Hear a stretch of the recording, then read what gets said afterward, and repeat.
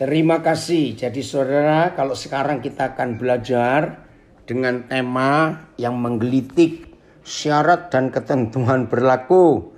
Ya, ternyata ada maksud Tuhan untuk kita boleh mempelajari apa yang Tuhan percayakan buat kita. Nah, saudara, memang ada ya, menjadi murid percaya Tuhan Yesus itu gratis. Tetapi menjadi murid Tuhan Yesus itu ada harga yang harus kita bayar. Ya, kenapa? Karena ada syarat dan ketentuan yang berlaku. Ya, kita baca ayat yang pertama, Filipi 2 ayat 13.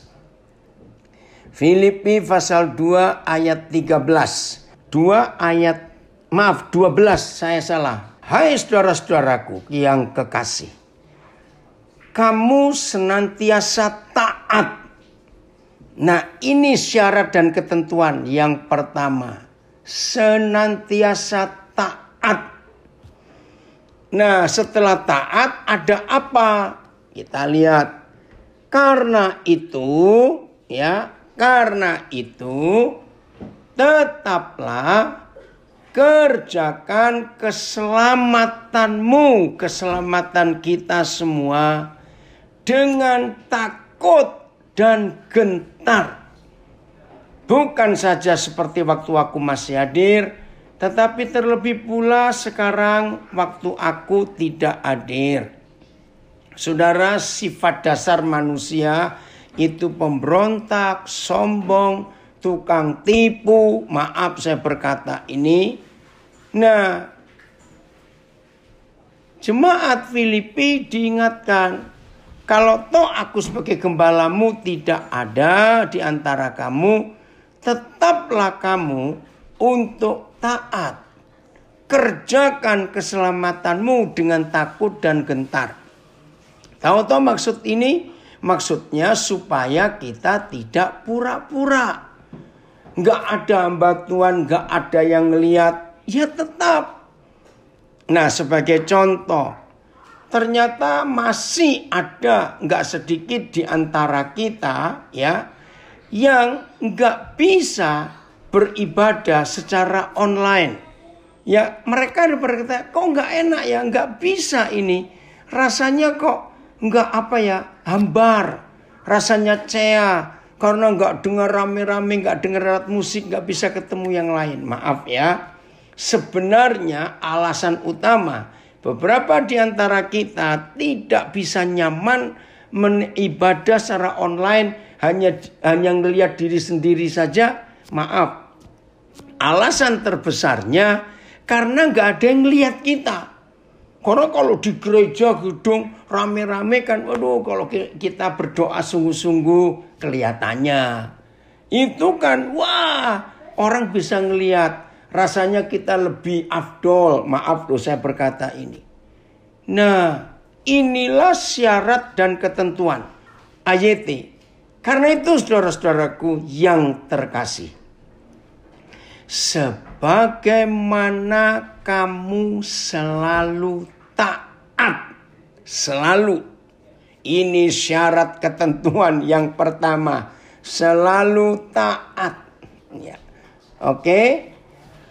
Bukan hanya ketika aku ada bersamamu, lebih-lebih sekarang ketika aku tidak bersamamu. Kerjakan keselamatanmu dengan takut dan gentar. Gak ada yang nonton, gak ada yang lihat. PS. Sebab itu saudara-saudara yang tercinta, sebagaimana kalian selalu taat kepada saya pada waktu saya berada di tengah-tengah kalian, maka lebih-lebih sekarang pada waktu berjauhan, hendaklah kalian tetap taat kepada saya. Kalian sudah diselamatkan oleh Tuhan. Jadi berusahalah terus supaya kesejahteraanmu atau keselamatanmu, itu kata yang betul, menjadi sempurna. Lakukanlah itu dengan hormat dan patuh kepada Tuhan. Oh, puji Tuhan, dari Ternate juga gabung Pak Max ya. Nah saudara, kalau kita lihat firman ini, Tuhan itu ingin melihat ketaatan kita walaupun sedang tidak dilihat orang. TSI. Karena itu saudara-saudari yang saya kasih, sebagaimana kalian selalu taat kepada saya, maka sekarang saya mendorong kalian untuk berusaha hidup sesuai dengan apa yang pantas bagi orang yang sudah diselamatkan oleh Tuhan. Dengan takut dan hormat kepadanya. Jangan lakukan itu hanya pada waktu saya ada bersama kalian. Tetapi lebih baik lagi kalau kalian melakukannya pada waktu saya tidak bersama kalian. Nah saudara, disinilah kita melihat bagaimana ketaatan kita, syarat dan ketentuan. Saya tidak tahu berapa orang di antara kita yang pernah baca kisah nyata di Perancis. Saya nggak tahu kejadiannya tahun berapa.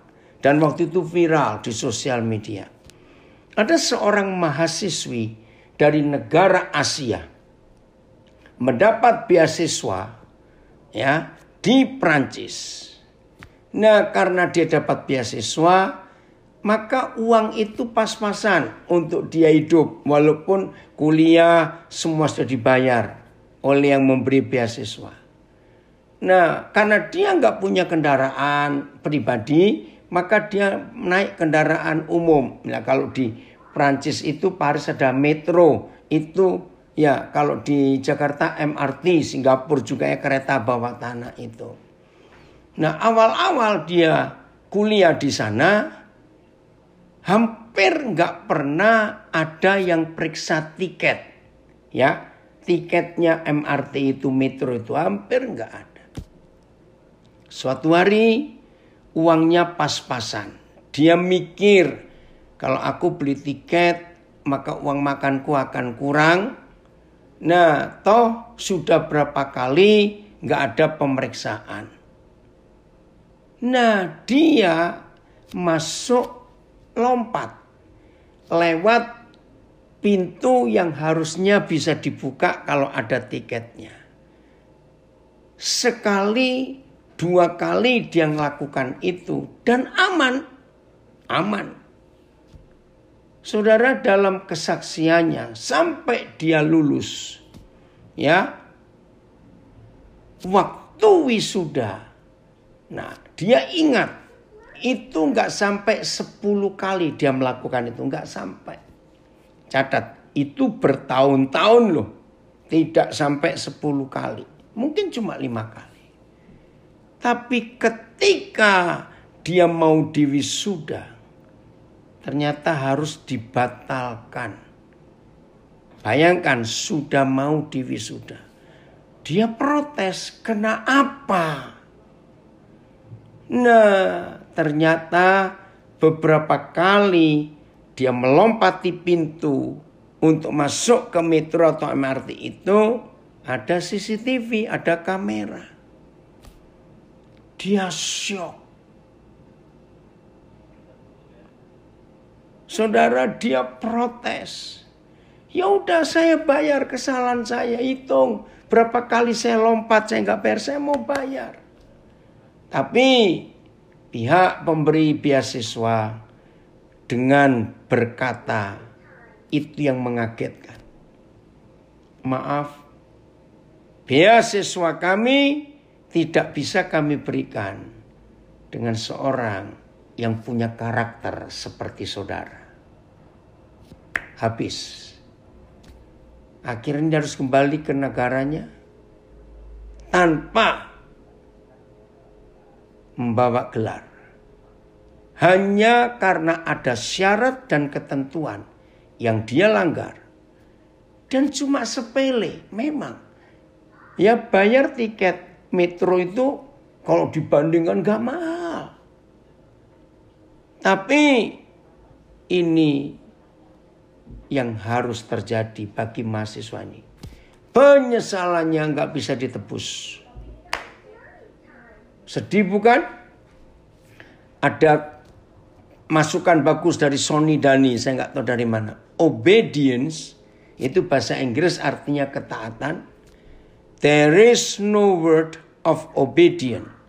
Tidak ada kata tentang ketaatan without the word of die. Nah, tolong Aan bisa ditunjukkan nggak yang dari Facebook diambil? Ya, ini karena bahasa Inggris die. Ya, ini terima kasih Pak Sony Dani. Saya juga baru tahu ini ada kalimat ini. Ini bagus. Oke. Nah, bisa diperbesarkan. Lihat ya. Obedience. There is no word of obedience without the word of die. Mati. And there is no word of die without I. Nah, dalam bahasa Inggris saya bacakan ya. Obedient, ketaatan, itu ada di tengah-tengahnya 3 huruf. D-I-E. Nah, D-I-E ini artinya mati. Jadi, tidak ada ketaatan kalau orang itu nggak mau mati. Nah, mati apanya? Dalam huruf D-I-E itu ada huruf I. Nah, I dalam bahasa Inggris itu I. I itu aku. Saudara, hanya bahasa Inggris yang menuliskan kata aku, I, huruf I, itu selalu huruf besar. Nah, sejarahnya saya tidak tahu. Tapi artinya tahu. Apa itu? Ternyata namanya si aku, I. Itu adalah kesombongan. Harus ditulis dengan huruf besar. Wih, ini kalimat yang bagus. Terima kasih lagi sekali Pak Sony Dani. Jadi, obedient, there is no word of obedience without the word of die. Nah, and there is no word of die without I. Keren ya? Jadi kalau saudara dan saya ingin taat, maka si aku, ego kita harus kita matikan. Wah, terima kasih. Ini pertama kali saya dapat kalimat ini. Nah, inilah syarat dan ketentuan yang berlaku. Tahun 2005, ini istri saya gabung di Instagram. Tahun 2005, kira-kira awal Desember. Saudara, oh terima kasih An, ditulis di situ ya. Awal Desember. Kami pelayanan. Nah, ini ada anak saya juga Adon yang ikut, ya beberapa dari UX juga waktu itu. Nah, kami diundang ke satu gereja Indonesia di New Jersey. Nah, tiba-tiba pas kami tiba di gereja itu kok rame. Wih, ternyata ada FBI. Wah, kenapa ini? Nah, akhirnya ibadah ditunda. Sampai lebih dari 3 jam. Karena ada urusan. Ya mau gak mau ya. Kami juga tanya kepada gembalanya ada masalah apa. Nah ini loh. Syarat dan ketentuan yang dilanggar. Ada keluarga Indonesia. 18 tahun yang lalu. Mereka tiba di Amerika. 3 orang suami istri dengan anak pertama bayi perempuan. Belum berumur setahun. Nah, mereka berjuang. Akhirnya mereka dapat izin tinggal. Setelah 17 tahun menunggu. Wah, senang sekali. Belum setahun mereka menikmati status legal mereka tinggal di Amerika. Masalah terjadi. Nah, pagi itu. Sekeluarga itu ditangkap oleh polisi negara ya, federal. Ada apa? Nah, anak perempuan yang dibawa waktu masih umur belum setahun, tahun itu sudah umur awal 18. Nah, di Amerika ada hukum. Anak yang sudah berumur 18 tahun, laki perempuan, itu punya hak untuk keluar dari rumah, dianggap dewasa, dan papa mama tidak boleh mengatur mereka. Ini satu hukum yang mengerikan di negara barat. Oke? Nah, berapa tahun yang lalu anak perempuan ini punya pacar. Ya, saya nggak tahu pacarnya orang Amerika, orang Asia, nggak tahu. Tapi pacarnya ini warga negara Amerika. Nah, karena papa mama si anak ini, perempuan ini masih pakai cara Indonesia. Jadi buat cowoknya, pacarnya ini, papa mamamu itu ribet bener. Kita ini hidup di zaman modern. Kenapa ini nggak boleh, itu nggak boleh. Nggak boleh keluar malam. Masih pakai peraturan Asia. Nah, setelah umur 18, cowoknya ini ngajari. Kamu punya hak loh untuk keluar dari rumah. Ditunjukkan hak, ya, bahwa anak umur 18 tahun kalau sampai orang tua mengekang, orang tua begini, itu bisa dituntut di pengadilan. Nah, cewek ini diajari untuk melawan orang tuanya. Tapi tetap orang tuanya bersikeras tidak. Walaupun aku tahu hukum itu. Apalagi lihat model cowok ini nggak benar. Oke? Nggak bisa juga. Akhirnya setan masuk ke pikiran cowok ini. Oh, aku punya cara. Apa itu? Nah, namanya anak perempuan ingin bebas juga. Apa itu?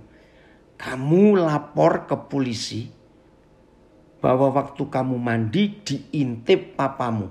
Weh, di Amerika kalau ada seorang bapak, walaupun bapak kandung, lalu dapat laporan ngintip anaknya mandi, itu namanya pelecehan. Child abuse. Hukumnya berat buat Amerika, saudara.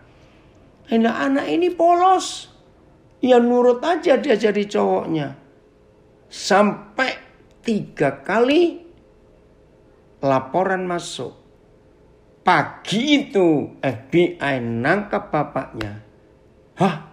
Ketika anak ini tahu bapaknya ditangkap, dia ngaku, aku bohong, aku disuruh pacarku. Wih, begitu FBI mendengar itu, anak ini karena seumur 18 tahun dianggap dewasa, dia kena hukuman juga karena kamu bersaksi palsu. Ngeri, saudara. Ringkas cerita, nggak tahu bagaimana berapa waktu kemudian hak legal mereka dicabut oleh pemerintah Amerika dan mereka dipulangkan ke Indonesia karena syarat dan ketentuan dilanggar.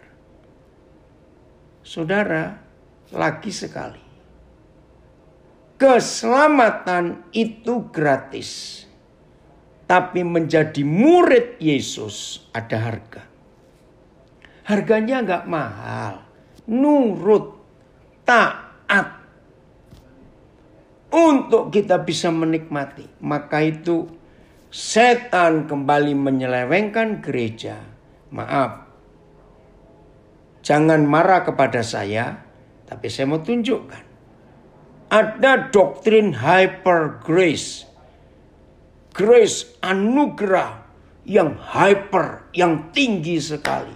Nah, itu berbahaya. Hyper grace itu sepertinya meniadakan syarat dan ketentuan. Lihat aja ayat 12 ini. Kerjakan keselamatanmu dengan takut dan gentar. Jadi nggak boleh sembarangan. Mentang-mentang kita sudah jadi anak Tuhan, lalu kita seenaknya. Coba FAYH.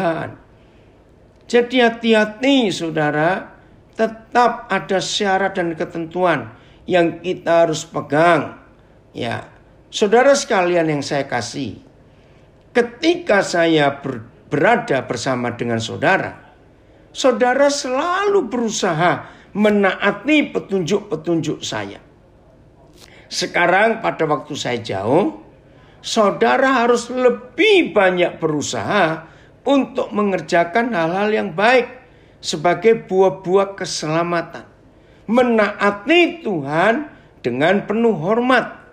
serta takut akan segala sesuatu yang mungkin tidak menyenangkan hatinya. Nah, saudara, ini syarat dan ketentuan yang harus kita pegang. Saudara, ya Yohana nggak apa-apa, akan ada rekamannya terlambat itu ya. Nah, ada komen dari anak saya di Kelapa Gading.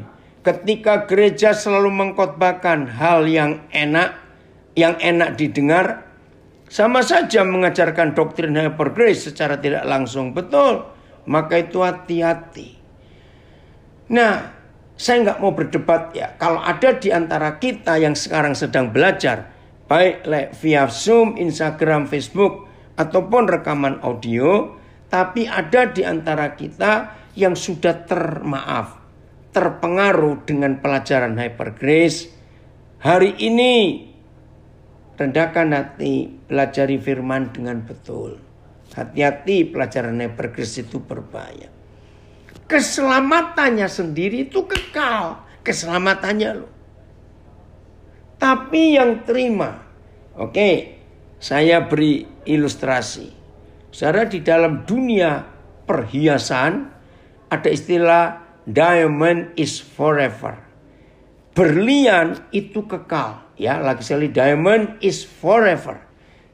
Berlian itu kekal. Betul. Nah, saudara dan saya kalau diberi hadiah berlian, aduh senang sekali. Tapi pertanyaannya, berlian yang forever itu, kekal itu, bisa nggak sengaja kita nyimpan nggak betul, hilang? Tolong jawab. Bisa. Nah, yang hilang itu, keselamatan itu, barang itu hilang. Karena kita nggak jaga dengan baik. Nah, dari pembahasan hari ini, syarat dan ketentuan kita tidak kerjakan dengan betul. Dari Pontianak ada komen, kasih karunia dan kebenaran harus seimbang. Betul. Dari seorang dosen teologi dari Tawangmangu, penundukan diri kepada Tuhan Yesus di setiap hari dalam segala aspek hidup kita, maka pilihan tersebut merupakan wujud dari komitmen untuk mengikuti syarat dan ketentuan menjadi muridnya. Setuju? Saya ulangi lagi, matur nuwun sami-sami Pak dosen. Penundukan diri kepada Tuhan Yesus di setiap hari dalam segala aspek hidup kita, maka pilihan tersebut merupakan wujud dari komitmen untuk mengikuti syarat dan ketentuan menjadi muridnya. Betul. Ada komen lagi tambahan. Makasih dari Nabire. Taat itu 100%. Kurang 1% aja namanya tetap tidak taat. Betul. Nah, ini syarat dan ketentuannya. Yeskiel 18. Agak panjang pembacaan ini. Yeskiel 18 mulai ayat 21. Ya, dari Palu. Taat itu mutlak, betul. Nggak bisa ditawar. Nurut, taat, obedient. Jangan lupa ada kata die. Siapa yang harus mati? Ayat 20 ya, mulai ayat 20. Yeskiel 18 mulai 20. Orang yang berbuat dosa itu yang harus mati, orang berbuat dosa. Anak tidak akan turut menanggung kesalahan ayahnya. Dan ayah tidak akan turut menanggung kesalahan anaknya. Artinya ke surga atau ke neraka itu nggak bisa bareng-bareng atau nunut bahasa Jawa, numpang, nggak bisa. Itu pribadi masing-masing kita. Oke? Orang benar akan menerima berkat kebenarannya. Dan kefasikan orang fasik akan tertanggung atasnya. Coba lihat ayat 20 dari berapa terjemahan. Ya. Aplikasi ketaatan itu realitanya pada kehidupan nyata. Jadi mimbar kita adalah apa yang kita tekuni. Betul. Jadi bukan kepura-puraan. OTSI nggak ada ya? Oke. AYT. Jiwa yang berdosa lah yang akan mati. Anak tidak akan menanggung kesalahan ayahnya. Demikian juga ayah tidak akan menanggung kesalahan anaknya. Kebenaran dari orang benar akan ditanggungkan ke atasnya sendiri. Dan kejahatan orang jahat akan ditanggungkan ke atasnya sendiri. PIS, orang yang baik akan mendapat ganjaran yang baik karena perbuatannya yang baik. Dan orang yang jahat akan menderita akibat dari kejahatannya. Oke, nah di sini ada yang, makasih Raymond, FHY saya akan baca. Orang benar akan menerima ganjaran atas kebenarannya dan orang jahat akan menerima ganjaran atas kejahatannya. Jadi jelas bukan? Nah, oke. Ayat 21. Ayat 21-an. Lihat firman ini ya. Ayat 21-an. Oke. Tetapi jikalau orang fasik, ya, orang fasik itu orang jahat. Fasik itu dari bahasa Arab, saudara. Kalau di Indonesia kan fasik itu artinya buah yang gugur sebelum masak. Itu fasik. Jadi artinya hidupnya nggak berguna karena belum masak, nggak bisa dimakan, nggak berguna untuk orang lain. Saya ulangi. Tetapi jikalau orang fasik bertobat dari segala dosa yang dilakukannya dan berpegang pada segala Tetapi jikalau orang fasik bertobat, ini orang jahat bertobat dari segala dosa yang dilakukannya dan berpegang pada segala ketetapanku serta melakukan keadilan dan kebenaran, ia pasti hidup, ia tidak akan mati.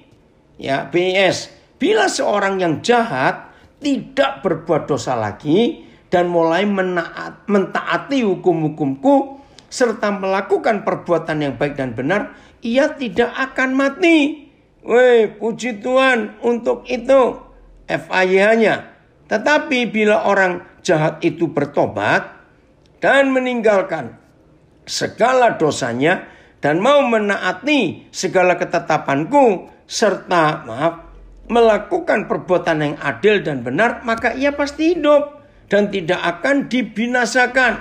Saudara, ini yang kita harus mengerti. Saya baca ada tambahan komen. Ajaran Hyper Grace atau dikenal sebagai kasih karunia. Dalam pemahaman Hyper Grace, manusia tidak perlu mengakui dosanya dan tidak perlu mohon ampun pada Tuhan. Ajaran ini bertentangan dengan isi Alkitab yang mengatakan bahwa semua orang berdosa. Oleh karena itu, jika kita ingin datang kepada hadirat Tuhan, kita harus mengaku dosa kita supaya kita layak di hadapannya. Oke ya? Oke, ayat 22 kan. Ayat 22. Ya, ini orang berdosa, orang jahat bertobat, maka enggak akan dihukum dapat hidup. Segala durhaka yang dibuatnya tidak akan diingat-ingat lagi terhadap dia. Terima kasih Bapa di surga, sejahat apa, sekotor apa hidup kami kalau kami mengaku bertobat, mengaku dosa dan bertobat, kami dibersihkan. Papa enggak ingat-ingat lagi segala kejahatan kami. Ya, saya ulangi. Segala durhaka yang dibuatnya tidak akan diingat-ingat lagi terhadap dia. Ia akan hidup karena kebenaran yang dilakukannya. Ya, AYT, semua pelanggarannya yang telah ia lakukan tidak akan diingat-ingat lagi terhadap dia. Karena kebenaran yang telah dia lakukan dan dia itu hidup.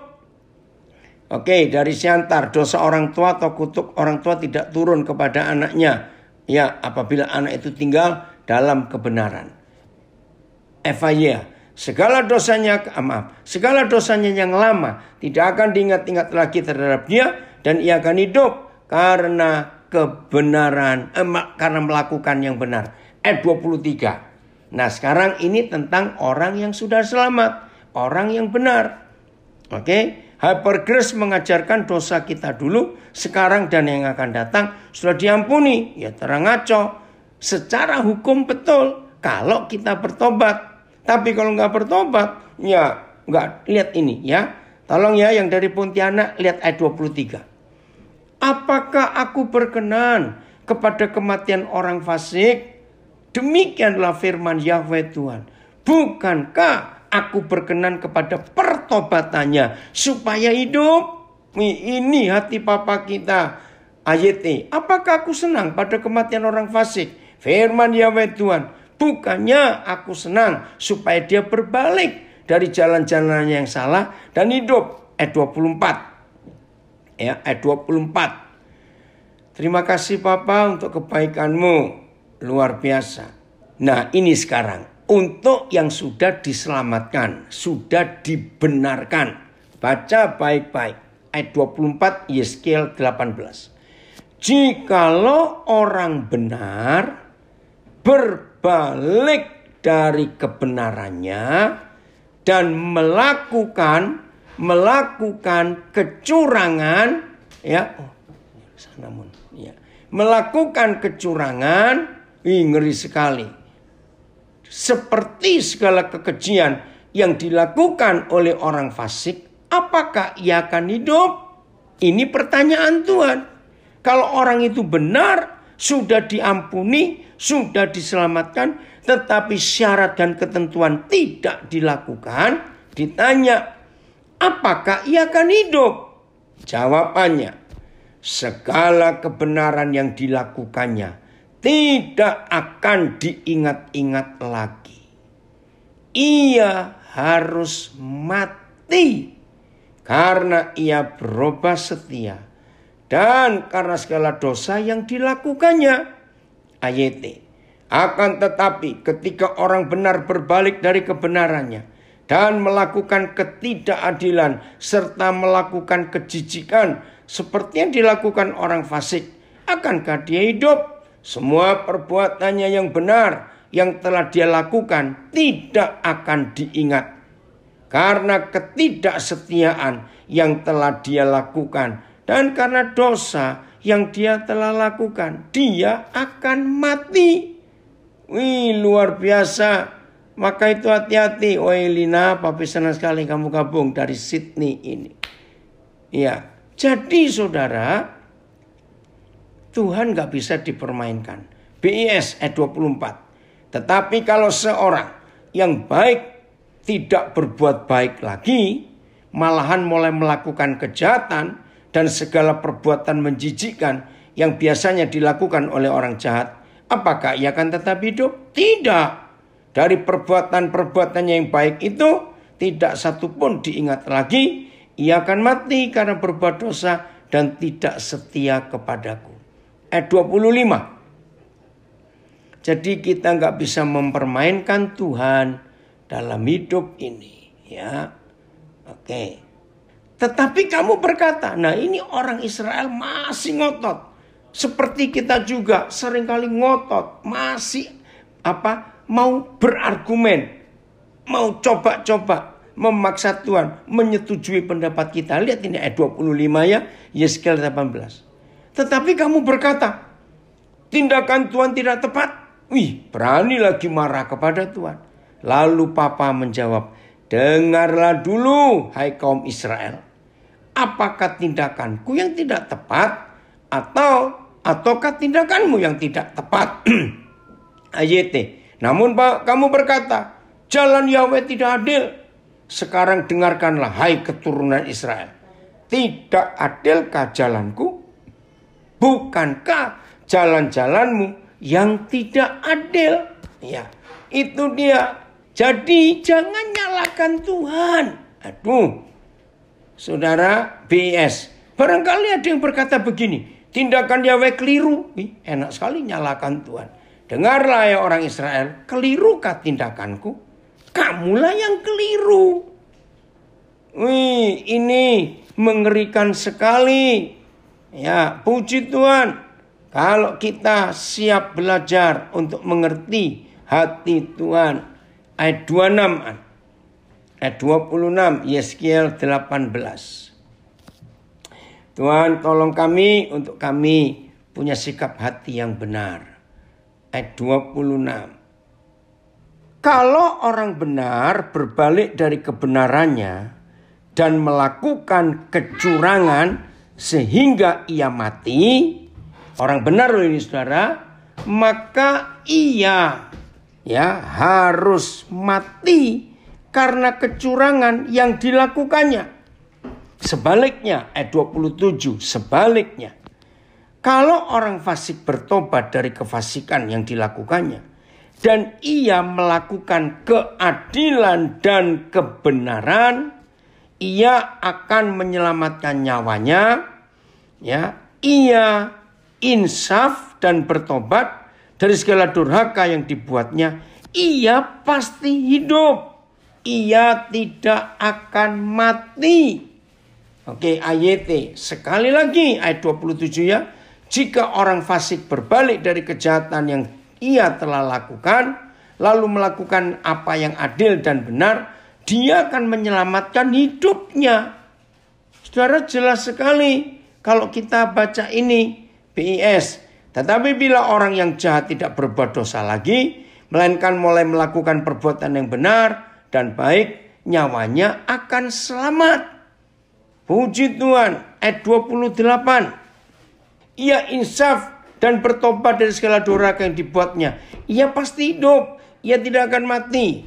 Karena dia sadar dan berbalik dari semua pelanggaran yang telah ia lakukan, dia pasti akan hidup. Dia tidak akan mati. BS. Ia sudah menyadari segala perbuatannya, lalu berhenti berbuat dosa.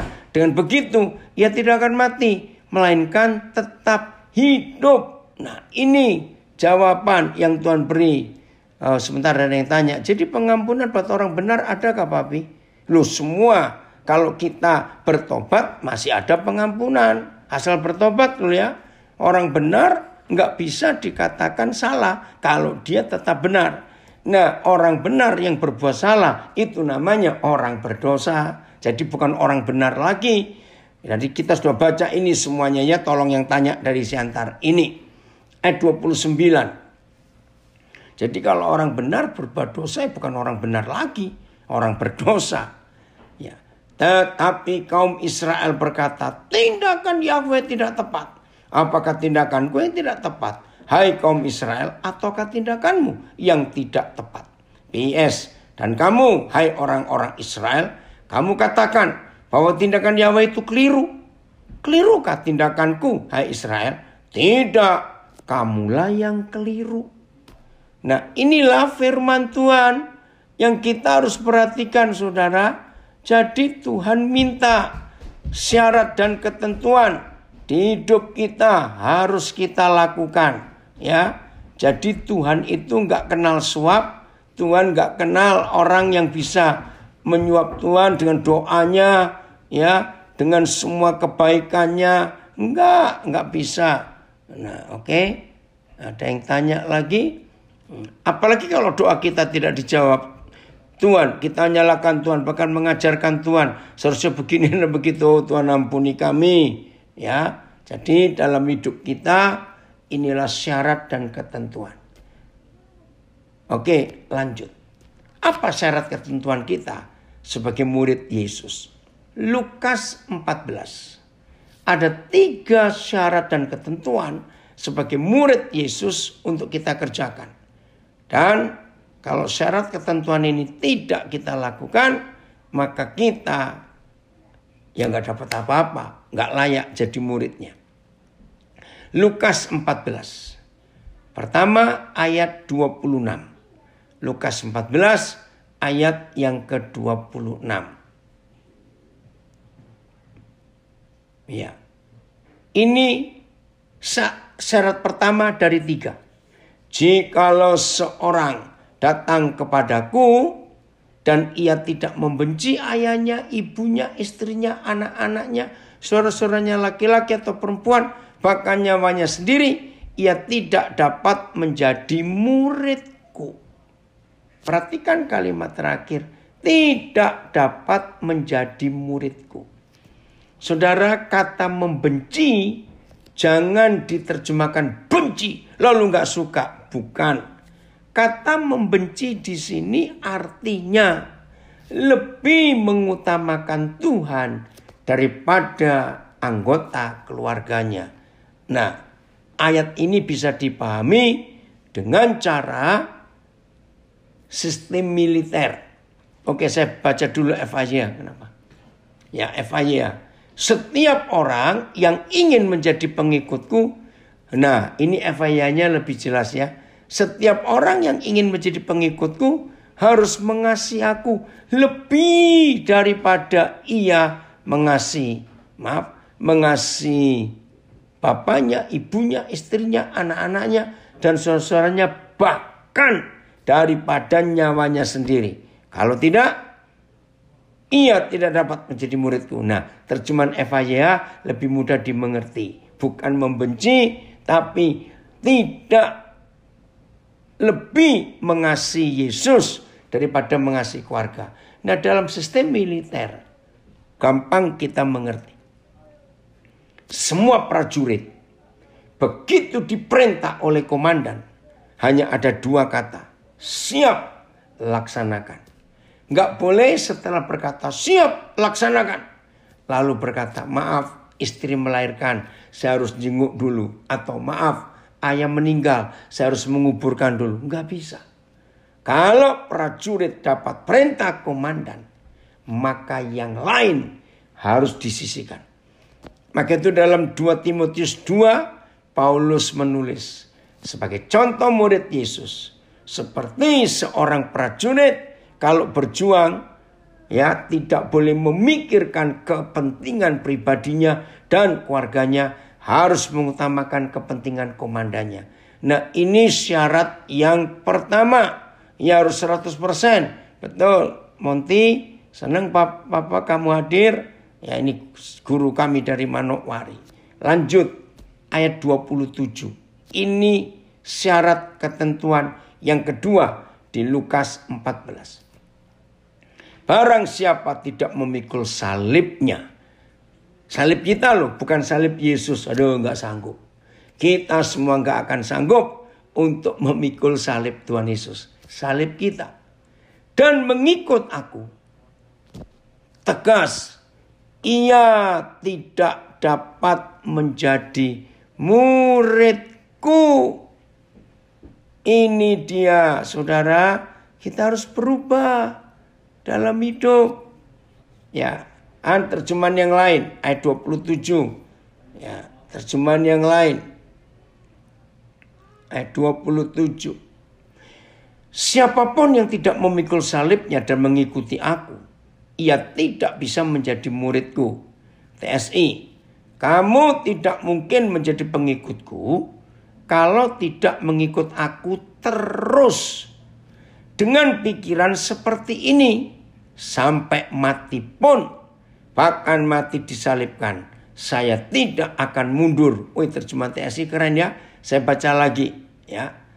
Kamu tidak mungkin menjadi pengikutku kalau tidak mengikut aku terus dengan pikiran seperti ini. Sampai mati pun, bahkan sampai mati disalibkan, saya tidak akan mundur. FIH. Dan tidak seorang pun dapat menjadi muridku kalau ia tidak memikul salibnya dan mengikut aku. Nah, ini syarat dan ketentuan kedua di Lukas 14. Sampai mati pun tetap mengikut Yesus, bahkan sampai mati disalib pun saya tidak akan mundur. Mudah-mudahan gak ada seorang pun di antara kita yang baru pertama kali dengar ayat ini terus mikir, aduh kok berat betul ya. Kenapa ya? Kok aku gak tahu dari dulu? Kenapa aku gak tahu? Kok baru tahu sekarang? Saya pakai bahasa gurauan juga. Sudah terlambat untuk balik. Sudahlah, lanjutkan saja. Betul?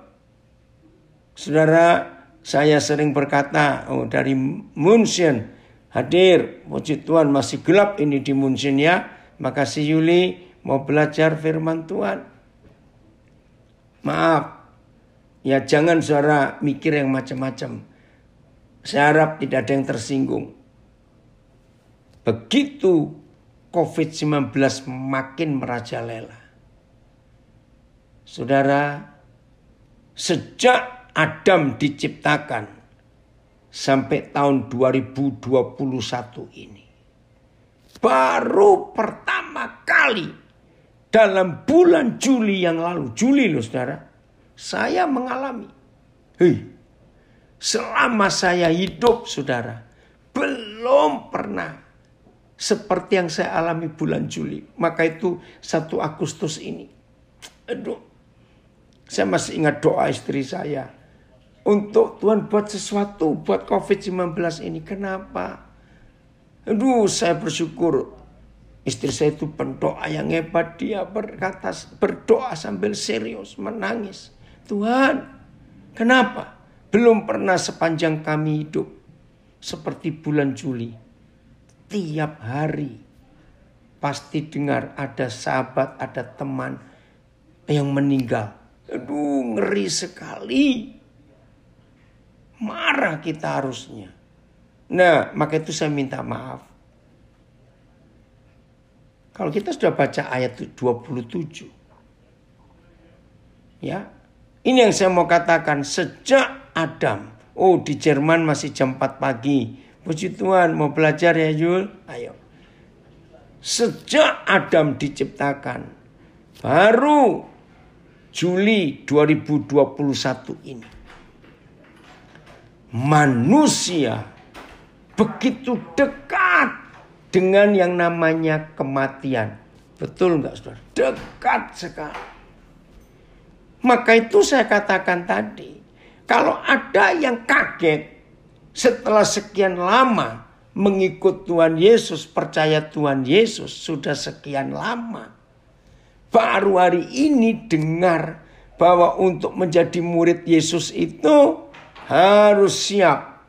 Waduh, yang gak enak. Sampai mati pun tetap terus mengikut Yesus. Bahkan sampai mati disalibkan. Saya tidak akan mundur. Itu terjemahan sederhana Indonesia. Nah, saya katakan. Kalau saudara baru dengar hari ini ayat yang seberat ini. Lalu saudara mau balik. Terlambat. Sudah jalan sekian jauh. Toh kematian sudah dekat dengan kita. Mau apa lagi? Maaf ya, jangan marah saya berkata ini. Maka itu saudara, ayo. Ada yang ingat dari Palu, lagu mengikut Yesus keputusanku. Betul. Ada yang dari Pontianak, bersyukur saya bisa hidup sampai sekarang. Kalau enggak saya sudah lewat karena COVID. Betul, suatu malam. Tiba-tiba Roh Kudus gerakan. Untuk saya berdoa buat anak saya ini di Pontianak. Saya nggak tahu keadaannya saat itu. Ternyata dia sedang dalam perang dengan maut itu. Oke, jadi jangan mundur ya. Saya sampai di sini kok. Nah, ayat 33. Waduh, ini lebih berat lagi saudara. Kalau ayat 26 lebih mengutamakan Yesus daripada yang lain. Ayat 27. Waduh, mulai berat juga. Tuhan tolong, 33-an harus mau pikul salib kita sendiri sampai mati. Ayat 33 lebih berat lagi. Demikian pula lah tiap-tiap orang di antara kamu yang tidak melepaskan dirinya dari segala miliknya tidak dapat menjadi muridku. TSI. Begitu juga dengan kalian masing-masing. Kalau harta kepunyaanmu lebih berharga daripada aku, ampun Tuhan, maka kamu bukan pengikutku. Saudara, ini syarat dan ketentuan yang harus kita lakukan. Ya, saya ulangi ya, terjemahan sederhana Indonesia ini tepat. Begitu juga dengan kalian masing-masing. Kalau harta kepunyaanmu lebih berharga daripada aku, maka kamu bukan pengikutku. Nah, yang masih mata duitan, yang masih cinta duit, ampun. Mikir saudara. Syarat dan ketentuannya adalah. Puji Tuhan. Steve, Papa senang sekali kamu baru hadir. Ya, ini Papa lagi di Amerika nak. Ya, salam ya buat istrimu. Ayo serius sungguh-sungguh Steve dalam melakukan kehendak Tuhan. Jadi ini yang Tuhan mau. Syarat dan ketentuan untuk menjadi murid Yesus. Lukas 14, 26, 27, dan 33. Ya, PIS. Akhirnya Yesus berkata, begitu juga dengan kalian. Tidak seorang pun dari kalian dapat menjadi pengikutku kalau ia tidak mengorbankan segala-galanya. Wih, luar biasa. Ayo kita mengambil keputusan dengan serius, mentaati apa yang Tuhan percayakan kepada kita. Ya, saya berharap tidak ada seorang pun di antara kita yang ikut belajar di sini, tidak mau melakukan syarat dan ketentuan yang Tuhan percayakan kepada kita, harus kita lakukan. Ayat terakhir, Filipi pasal 3 ayat 10. Inilah komitmen kita, harus kita ajarkan pada diri kita sendiri. Jangan ajarkan ini pada orang lain, pada diri kita sendiri. Apa yang jadi kehendak utama kita dalam hidup ini? Woi, Philip, senang sekali Papa kamu hadir. Ini ada Philip Horning, ada di Facebook. Ya Philip, nanti Papa telepon kamu ya setelah sharing ini. Yang ku kehendaki ialah mengenal Dia dan kuasa kebangkitannya dan persekutuan dalam penderitaannya, di mana aku menjadi serupa dengan Dia dalam kematiannya. Saya akan uraikan dari kalimat terakhir. Wajar bukan kalau semua kita ingin menjadi seperti Yesus. Maka itu doa kita, ku mau sepertimu Yesus. Maaf, ternyata ada beberapa murid Tuhan Yesus, kalau nyanyi ku mau sepertimu Yesus, itu bayangannya Tuhan pakai aku untuk buat mujizat, supaya orang sakit sembuh, orang lumpuh berjalan, orang buta melihat. Tuhan pakai aku untuk membangkitkan orang mati. Enggak apa-apa kalau memang itu kerinduan saudara. Tapi perhatikan baik-baik. Tuhan jauh lebih suka kalau kita menjadi serupa dengan Dia di dalam kematiannya. Saya baca terjemahan yang lain AYT. Untuk menjadi seperti Dia dalam kematiannya. BIS. Dan menjadi sama seperti Dia dalam hal kematiannya. TSI. Maka sekarang saya hanya rindukan mengenal Kristus dan kuasa yang menghidupkan Dia dari kematian. Dan saya rindu ikut menderita dalam rangka melayani Kristus, sama seperti Dia sendiri menderita. Sampai saya rela. Perhatikan. Sampai saya rela mati seperti Dia. Oke, amin. Philip, senang sekali Papa kamu ada. Saudara, inilah kebenaran yang kita harus mempercayai Dia. Maka itu mari kita periksa, mari kita jujur. Kerinduan yang bagaimana? Kehendak apa di hidup kita? Setelah semua kita tahu syarat dan ketentuan menjadi muridnya. Seperti tadi, the passion. And I continually long to know the wonders of Jesus more fully and to experience the overflowing power of His resurrection working in me. I will be one with Him in His sufferings, and I will be one with Him in His death. Jadi terjemahan The Passion lebih dipertajam. Aku sangat rindu Continually long. Sangat-sangat rindu. Terima kasih Tuhan untuk ini ya. Of Jesus, the wonders of to know the wonders of Jesus. More fully, lebih lagi aku dibawa masuk dalam pengalaman kematiannya, penderitaannya, sampai kebangkitannya, dan kita menjadi sama seperti dia.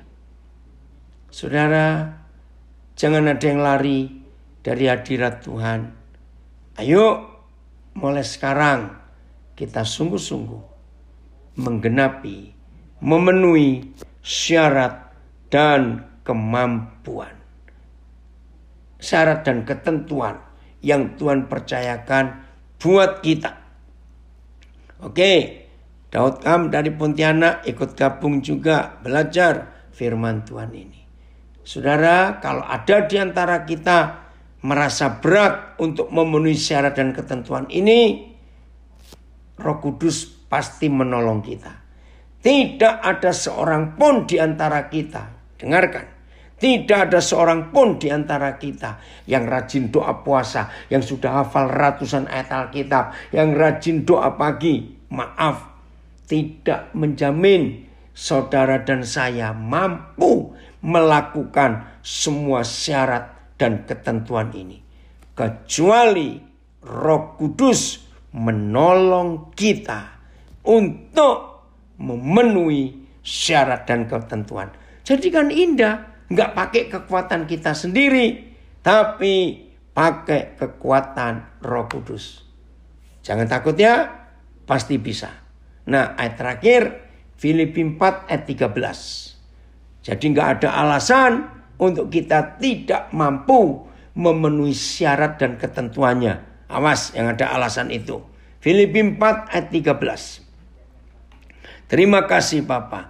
Betul, Streng? Ya. Hanya Roh Kudus. Wow.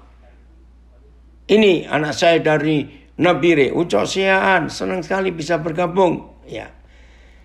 Filipi 4 ayat 13. Segala perkara. Nah, kalau ada segala perkara, termasuk syarat dan ketentuan yang kita baru pelajari ya? Tidak. Iya. Jadi saya ganti. Segala syarat dan ketentuan yang harus kita tanggung, kita pikul, kita penuhi untuk menjadi murid Yesus, dapat kita tanggung di dalam Dia yang memberi kekuatan kepadaku. Ayat, aku dapat melakukan segala sesuatu, termasuk aku dapat menggenapi semua syarat dan ketentuan yang ditulis di Alkitab, untuk aku bisa menjadi murid Yesus. Saya baca lagi. Aku dapat melakukan segala sesuatu melalui Dia yang memberi kekuatan kepadaku. Puji Tuhan. Ya, ada komen dari Surabaya. Terima kasih buat firman ini hebat. Belum pernah saya dengar pencerahan yang tajam. Ya, seperti topik firman ini. Benar. Ya, dari Salatiga. Terima kasih. Roh Kudus yang memberi kekuatan untuk kita taat. Penyertaannya sempurna. Penyertaannya penuh atas kita semua. Dan Tuhan mengerjakan segala perkara untuk mendatangkan kebaikan buat kita yang mengasihi Dia. Puji Tuhan. TSI. Saya bisa menghadapi segala keadaan karena Kristus yang selalu memberi kekuatan kepada saya. Saya baca dengan tema kita. Saya bisa memenuhi semua syarat dan ketentuan yang saya dengar dari firman-Nya karena Kristus yang selalu memberi kekuatan kepada saya. Haleluya. Jadi nggak ada yang alasan nggak bisa ya. Mari semua kita berlomba-lomba mengerjakan untuk menjadi murid Yesus yang berkenan. Haleluya. Tuhan memberkati kita semuanya. Lanjutkan.